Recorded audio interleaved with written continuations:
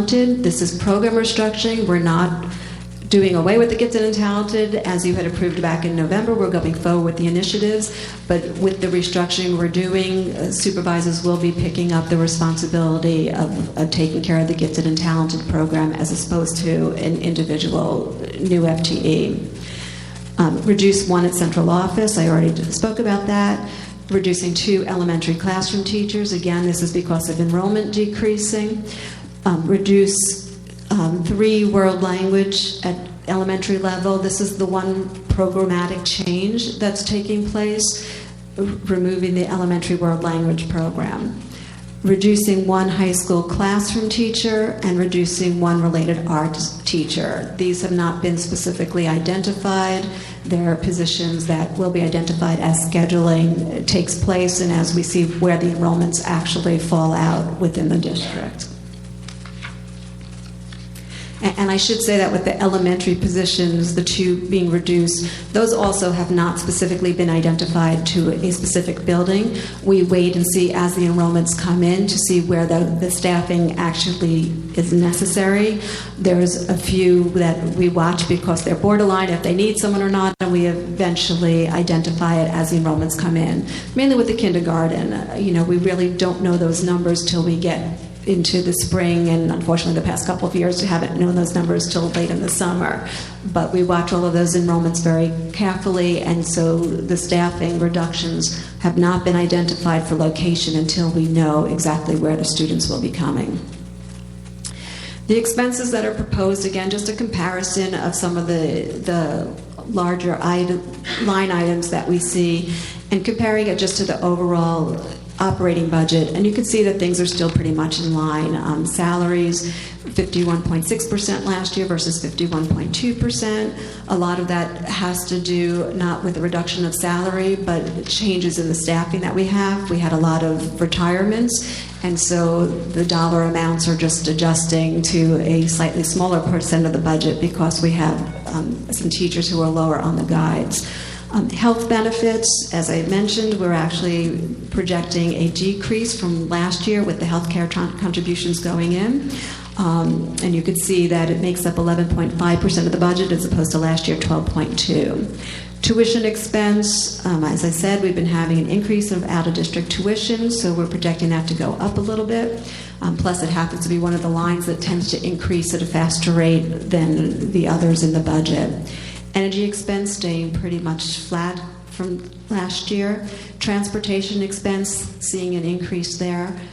Same thing with the increase in out-of-district tuition. More students going out, we've had an increase in transportation expense. Textbook and supplies, still pretty much the same. And maintenance and security, slightly lower, but also staying a little bit, staying pretty much the same as a percentage of the overall budget. The impact on the tax levy, again, the tax levy cap for the operating budget, $109,024,377. This is an increase of 2.31%. However, with our debt service being lower than going down as a percentage from last year, we're looking at an overall tax levy of $112,712,468, or an overall tax impact of 2%. The debt service is going down for 3 reasons, really. One, again, the life of where we are with the debt that we owe, but also the fact that we did a bond refunding so that we have lower interest rates and have a savings of about $100,000 next year as a result of that refunding. And in addition, we had gotten debt service aid for Montrose School, and that first kicked in this year, so that we do have an increase in debt aid that's coming to us. Estimated tax impact on the average assessed household. I hesitate to put this out there because the numbers are not real at this point. They will change by the time we come to you in April for approval of the budget. But if nothing changed, if the equalization between the 2 towns stayed exactly the same, if the housing values stayed the same, the increase would be about $121 per year on the average Maplewood household, the average assessed value of a Maplewood household.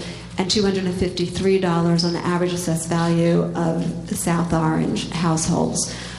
Again, these numbers will change. The county does not approve their tax percentages and equalized value until April. So we will have it by the time the board goes to vote on the budget at the end of April, but I will not have the actual numbers before then. Just looking at the 5-year budget projections, very similar to what we've seen in the past. Remind you that until we change the way we do business, we're going to be here each year having the same discussions. The trajectory of where we're going with expenditures just keeps increasing at a faster rate than the 2% that the assumption is here in terms of the revenues that are coming in. All the other assumptions, and you can see it on the handout that's available and will be on the website, all the other assumptions about state aid, about the amount that we're getting from federal grants remains flat in these assumptions. But with the 2% tax levy cap, you can see what the increases would look like. And again, if we keep seeing the kinds of increases that we're seeing on the expenditure side, at the same rates that we've been seeing it, we're looking at huge deficits from year to year as we sit down to do the budget. After this evening, we continue to receive feedback. It can be sent to an email address, budget@somsd.k12.nj.us. Anything that comes in on that will be forwarded directly to all of the board members. This Monday evening, there is the regular board meeting. Of course, there could be feedback at that time during public speak. But that evening, you will be presented with a resolution asking you to approve the budget to go to the county for review. This is not approval of the budget. It's not setting the tax levy. It's just approval, and we're mandated to do it by next week, that it must go to the county superintendent for review. They give us the approval to advertise. And then it gets advertised in the paper about a week to 2 weeks before the April budget hearing. And the April budget hearing is scheduled to take place at the regular board meeting at the beginning of the meeting on Monday, April 27th. I will suggest, especially because some of the details that people are looking for are coming so late, I had suggested at the original budget calendar that we look to hold another forum in the beginning of April or the second week of April. I suggest that you might want to do that so that you can continue to have conversations about the information that we presented this week, and that hopefully we'll be able to get you that cost center analysis on Monday. But again, what we are asking you to approve next week is submittal to the county. It's not the final approval of the budget. There's time still to make changes if warranted, and I would suggest that we hold another forum in April so there's time to have that discussion.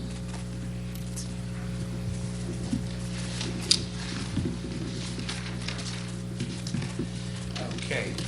Thank you very much, Ms. Schneider. Okay, we have the ability to ask questions to Ms. Schneider. We also have the hearing of individuals and delegations, and then a further opportunity for questions. And of course, we had a similar, though of course not identical, presentation last week. With that said, are there any brief clarifying questions that any of my colleagues have for Ms. Schneider now? Are we ready to move? Yeah, thank you. I do have a couple of questions. Ms. Schneider, thank you. I know that putting all of this together has been a Herculean feat, and we, as we do every year, appreciate your efforts. I just have a couple of clarifying questions. So first, from the process perspective, when you say that what we're going to approve next week, there is still time to make changes, can you just clarify what would happen if changes were made after it is sent off for approval? When we resubmit the budget after the actual hearing, we resubmit it and we indicate if there's been changes or not to it. If there have been changes, then they've already done the review, it goes forward. If there have been changes to it, they will look to see what those changes are and see that it still comports with the requirements that need to be done. I cannot submit a budget that does not pass all the edit checks and everything else, and there's a number of edit checks to make sure that everything's legal and meets all the requirements, but they will check for the content to make sure that we're giving the thorough and efficient education that we're required to do. Okay, thank you. That was the first question. I have another question with regard to, I guess, through our budget analyses, we've been talking about the impact of tech. And we talked about maintenance, replacement, and support. So as I look at the budget, I look to try to find where that factored in. And I did not see it under technology headcount in the staff part of the enumeration FTE count. Can you clarify if that actually is here, and where would I find that? It actually is not an additional headcount. We didn't feel that we could do that at this way and suggest additional staffing. Right now, where it shows up is under the technology, or it might show up under support, but there's a line there for purchase professional services. That's where we do have an outside company that helps with a lot of that support currently. So it's still budgeted to be that outside company. We are looking, that actually is going out to bid this year, and we're looking at redoing the way that we service that. Instead of, as in the past, it's been on an hourly basis. We're looking to do it in a similar fashion to some of our other contracts, where we will look for specific staffing numbers as opposed to doing it on an hourly basis, so that we know exactly what staff we have. We can assign them to specific locations and support the technology in that way. So when I flip through here and find it, am I going to see a higher number for that professional staff than we would have had this year? That number would have gone up? I think it's about a $400,000 increase, which is not just for that support. It's for other technology requests as well. But if I could find it real fast for you. Why don't you keep asking questions and I will find it. Yeah, and that's fine. You could come back to that. And then just the final question, with regard to the changes in the administrative structure, I'm trying to find that as well, and looking at the central office staff FTEs and also in the line item budget. It's not jumping out at me. I figure other people may be looking for it as well. Can you help point to that? Sure. So at the top of the certificated staff page for staffing, that's where you could see the difference in central office. There currently is 2 lines for assistant superintendents, one for an assistant superintendent of administration and the other for curriculum. Those 2 have been reduced to the line that's just above it that says just assistant superintendent. Again, we're not recommending that it's necessarily an assistant superintendent or that's not an assistant superintendent with some specific title. It's just a placeholder, hoping that if we hire a new superintendent in time to inform that decision, that they'll have the flexibility to work on the restructuring. Okay, and thank you for that clarification. I'm sorry, and the other administrators, you won't see it as a decrease because it's a restructuring. We're not reducing the number of administrators. And then I just want to thank you for the fact that you all took the feedback from our last session and that we still see the reading intervention. I know that everyone was uniformly concerned, so we appreciate you taking a look at that. So thank you. Okay. Ms. Park.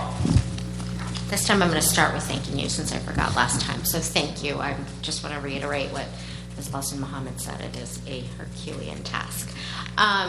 Just a question about, because I know I'm harping on this, but elementary school. The 2, so it looks like 5 total out of elementary. I know 3 is programmatic change based on world languages going away and hopefully returning one day. The other 2 classroom teachers. So just a bit concerned or interested to hear the impact of that, because we hear about growing enrollments at the elementary level. We have schools that are busting at the seams. So I just want to make sure, and I know the board clearly has defined guidelines for classroom sizes, but that we're not sort of pushing to the max and, just not having optimized classroom size. It is budgeted for all it's budgeted so that all classes will be under the class size max or at the class size max. We don't budget to go over. There are a couple of grades that are at that max throughout the district with the enrollment projections, so we watch those carefully to see if we need to